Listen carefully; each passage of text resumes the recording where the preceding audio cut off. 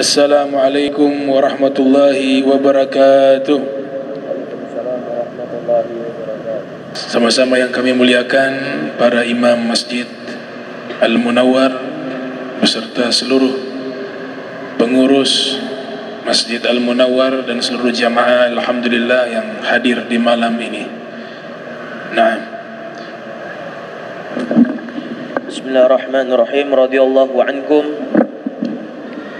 Faslun fa idza wasala ila haddi rak'atain ishtaghala bi adhkari ruku' fayaqul subhana rabbiyal azim subhana rabbiyal azim subhana rabbiyal azim. Faqad thabata fi sahih Muslim min hadits Hudzaifah anna Rasulullah sallallahu alaihi wasallam qala fi ruku'ihi tawil alladhi kana qariban min qira'atil Baqarah wan Nisa wa Ali Imran subhana rabbiyal azim wa ma'nahu karrara subhana rabbiyal azim. Nah, Al-Imam An-Nawawi beliau menjelaskan apabila telah sampai ke ukuran orang ruku, maka dia sibuk dengan zikir ruku. Yang dibaca adalah subhana rabbiyal azim, subhana rabbiyal azim, subhana rabbiyal azim. Itu zikir di saat kita posisi ruku. Faqad thabata fi sahih Muslim min hadits Hudzaifah, telah ditetapkan di dalam hadis sahih Muslim dari hadis Hudzaifah Al-Yamani meriwayatkan bahwa sesungguhnya Rasul sallallahu alaihi wasallam qala fi ruku'i at-tawil alladhi kana qariban min qira'atil Baqarah wan Nisa'i wa Ali Imran. Nabi sallallahu alaihi wasallam ketika berada di posisi ruku, beliau membaca subhana rabbiyal azim, subhana rabbiyal azim. Akan tetapi beliau ulang-ulang bacaan tersebut hingga tidak terhitung berapa banyak. Tapi di riwayat ini Hudzaifah Al-Yamani menyatakan kurang lebih Nabi membaca seakan-akan ukurannya itu seperti Nabi membaca surat Al-Baqarah, surat An-Nisa dan surat Ali Imran. Jadi rukunya Nabi durasi waktunya selama itu. Nanti bisa dicoba tuh berapa menit.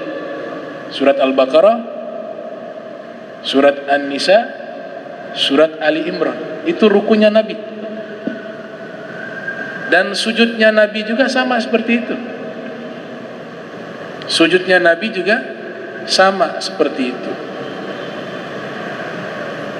Tapi bacaan yang Nabi baca sama seperti yang Nabi ajarkan kepada kita, yaitu subhana rabbiyal azim, maha suci Allah, sang pencipta alam semesta, Tuhanku yang maha agung. Wa ma'nahu karrar. Nah, maknanya Nabi membaca doa tersebut, tapi Nabi karrar, Nabi ulang-ulang. Ulang-ulangnya itu selama sama seperti membaca surat Al-Baqarah, surat An-Nisa, surat Ali Imran. Itu solatnya Rasul. Apakah kita boleh mengikuti? Yang mampu silakan. Gak ada larangan. Yang mampu mengikuti silakan. Tapi solat sunnah, jangan jadi imam praktek ini. Rukunya lama seperti itu, kasihan makmum. Ada orang tua di situ, ada anak kecil di situ. Ini maksudnya konteksnya di saat Nabi solat sunnah, bukan solat wajib.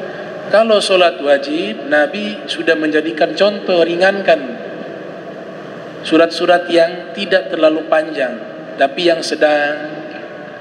gitu. Atau yang pendek. Tapi yang panjang itu biasanya Nabi gunakan di saat sholat sunnah. Ulama mengatakan ayat yang panjang yang dibaca dalam sholat tapi dia tidak utuh di dalam satu surat. Misalnya kita baca surat Al-Baqarah tapi kita ambil nih ayat-ayat yang di tengah misalnya, tapi tidak tuntas satu surat. Walaupun dia panjang dibanding dengan surat pendek tapi utuh satu surat. Surat paling pendek apa? Al-Kautsar, 3 ayat. Surat yang paling panjang Al-Baqarah. Nah, ulama mengatakan, Imam Nawawi termasuk yang menyatakan lebih afdal membaca surat yang utuh walaupun pendek dibanding membaca ayat-ayat yang panjang di dalam Al-Quran tapi tidak utuh satu surat. Jadi pahala lebih besar itu. Kita baca potongan surat Al-Baqarah ada sekitar 50 ayat misalnya, dengan Al-Kautsar yang hanya 3 ayat, tapi Al-Kautsar 3 ayat utuh satu surat. Kata ulama lebih afdal Al-Kautsar. Nah, namun ketika Nabi kita Muhammad sallallahu alaihi wasallam beliau melaksanakan solat sunnah, nah itu beliau baca panjang. Ada beberapa sahabat minta izin mau ikut menjadi makmum di solat malamnya Nabi. Sekelas sahabat tidak kuat. Ibnu Mas'ud diantaranya diriwayatkan oleh Imam At-Tirmidzi dalam kitab Asy-Syama'il Al-Muhammadiyah yang dilahirkan pada tahun 209 Hijriah, wafat 279 Hijriah. Juga riwayat ini dinukilkan oleh Syekh Yusuf An-Nabhani di dalam kitab Wasailul Wusul ila Syama'ilir Rasul. Sayyiduna Ibnu Mas'ud menyatakan, saya minta izin solat malam bersama Nabi. Nabi izinkan. Ternyata ketika saya ikut solat malamnya Nabi, Qiyamul Lail, Nabi memulai solatnya membaca surat Al-Baqarah, kemudian lanjut surat Ali Imran.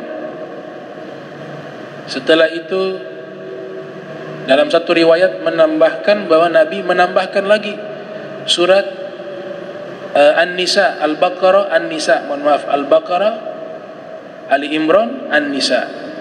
Rukunya Nabi selama itu juga, sujudnya Nabi selama seperti lamanya ruku. Itu satu rakaat. Rakaat kedua Nabi lanjut lagi suratnya. Ada Maryam di situ, ada Al-Maidah, dilanjutkan. Rukunya selama itu juga, sujudnya selama itu juga. Sehingga Ibnu Mas'ud mengatakan hamamtu bisu. Begitu panjangnya solatnya Rasul sehingga terlintas niat tidak baik dalam hatiku. Apa itu niatnya? Kalau bukan yang imam ini Nabi Muhammad, saya sudah lari dari solat itu. Tapi karena yang imam Nabi SAW, maka saya mencoba untuk bertahan di dalam solat seperti itu. Nah, itu gambaran ibadahnya Nabi Muhammad sallallahu alaihi wasallam. Jadi kalau yang mau ikut boleh, tapi ukur diri.